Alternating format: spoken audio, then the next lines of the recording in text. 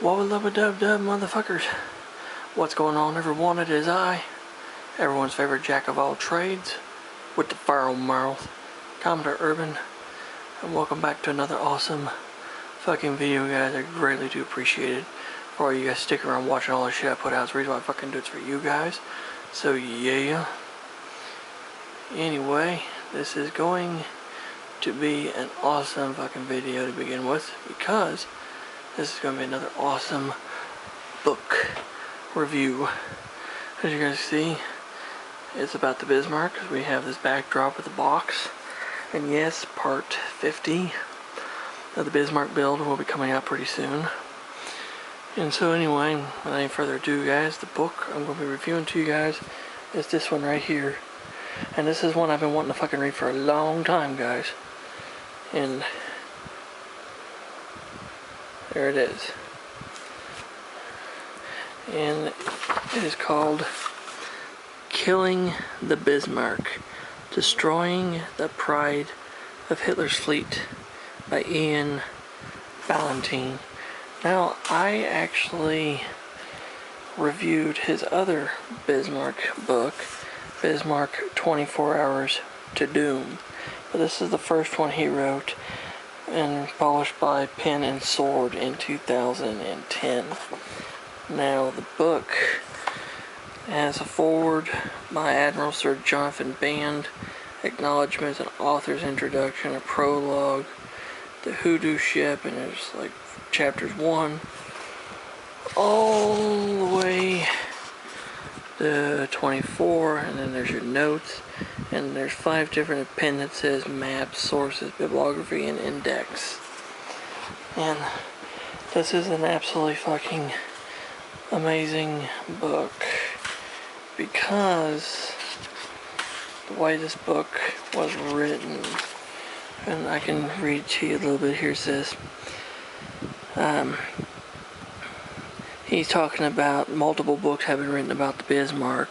Surely the entire story has been told already. Well, actually, no, not quite. That is why I decided to write a book defined by what it leaves out, rather than gauging its successes by how much it could be put in. It says he hopes to alter perspective on this familiar story by presenting a powerful narrative almost entirely from a single point of view, that of the Royal Navy, but spread across a number of ships. This is therefore not the story of Bismarck, but rather an attempt to piece together what it was like for the men in various vessels of the Royal Navy to pursue and destroy a single warship that could, by escaping a retribution in the wake of Hood's destruction, shape the whole course of the war. Basically, this book outlines basically the grudge, basically the bloody grudge match the Royal Navy had against the Bismarck.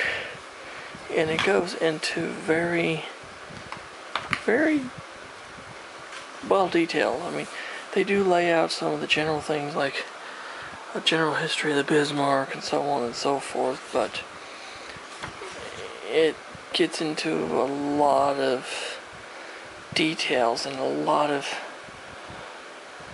details, and it's very graphic. Very fucking graphic, guys.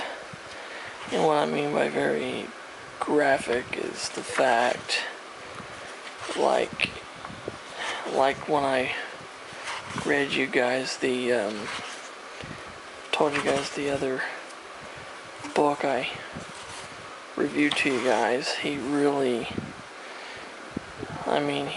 puts in a lot of effort into this book.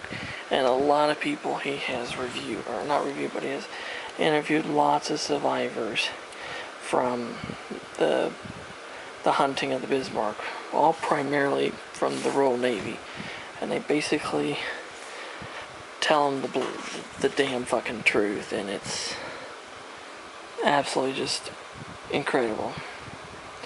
Like right here, this little caption from Ted Briggs. From the hood, Ted Briggs was intrigued to see 4 star-like golden flashes with red centers spangle along the side of Bismarck. 4 15-inch shells on the German battleship's main armament were coming straight at Hood, and Briggs felt deep, clammy, numbing feeling flooded back.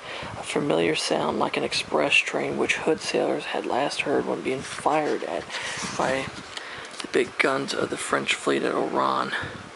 Filled with air as splashes passed overhead, they fell somewhere on the port side, but with the German ships getting closer, the enemy's aim was sure to improve.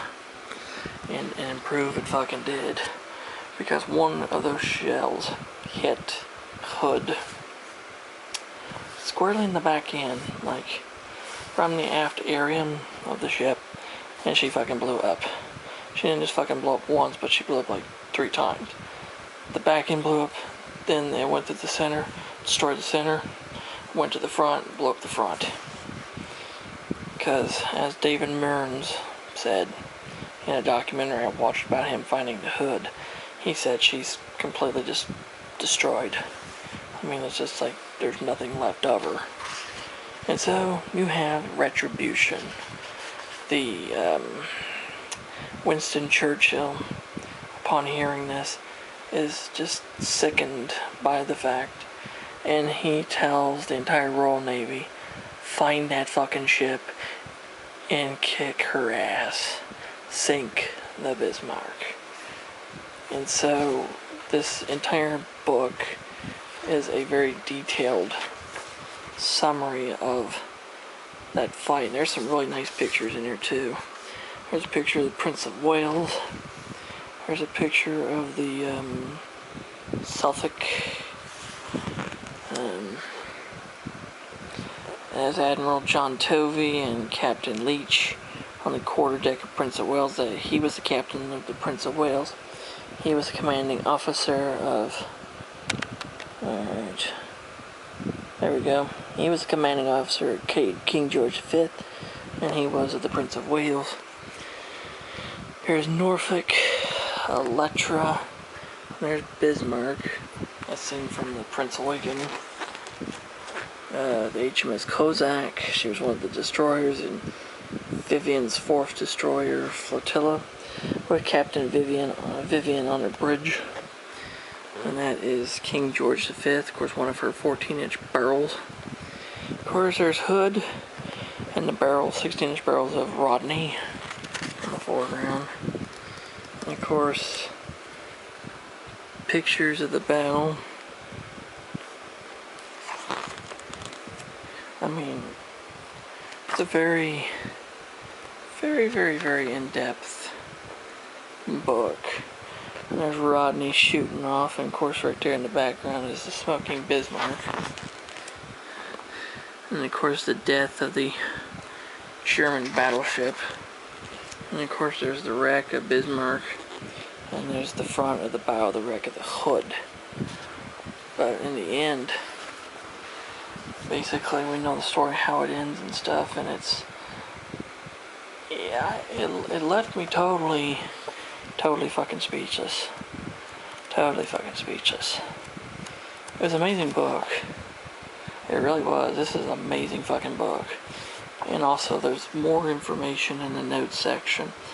Which I'm going to read you something that was really funny. It was from chapter 6, the Navy's here.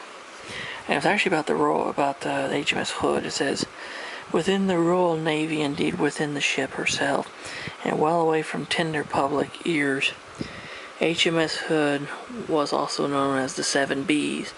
This is explained on the excellent HMS Hood website, which is hmshood.com, as standing for Britain's biggest, bullshittiest bastard built by Brown.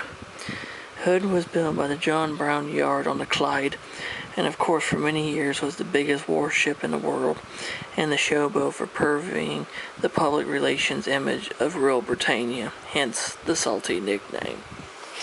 It's crazy. And of course there's a lot of amazing the appendices to, like, busting the myths about the Bismarck. And there's the maps, the one that got away, the mystery of Hood's torpedoes, the buyer letters. Overall, Iain Ballantyne's book here, Killing the Bismarck, Destroying the Pride of Hitler's Fleet, is an absolute gem of a book. An absolute fucking gem. You think that Bismarck 24 Hours to Doom was a good book? that was a follow-up to this. This is absolutely amazing, and it's meaty as fuck.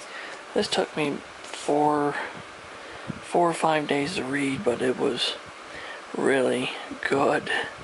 Absolutely just a beautifully written piece of history indeed. I give this book 2 thumbs up and 5 fucking stars. It is definitely a must. This is a must. So if you guys want to know what it was called, it is called Killing the Bismarck, Destroying the Pride of Hitler's Fleet by Iain Ballantyne. And yes, it's an amazing book, guys. Go find it and read it. You will love it. So there you go, guys. That is my review of the book. Sorry, guys.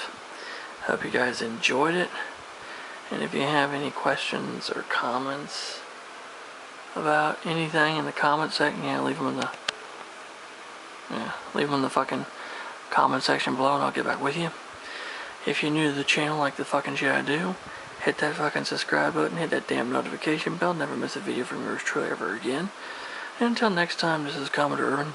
Saying a smooth season, clear skies, happy sailing with all of you. God bless you all. Take care, stay safe, be yourselves, and God and Jesus love y'all very much. And I'll catch you on a warm trade wind where hell anyone knows. And let's go, Brandon. Fuck Joe Biden and Trump 2024, baby. Yeah.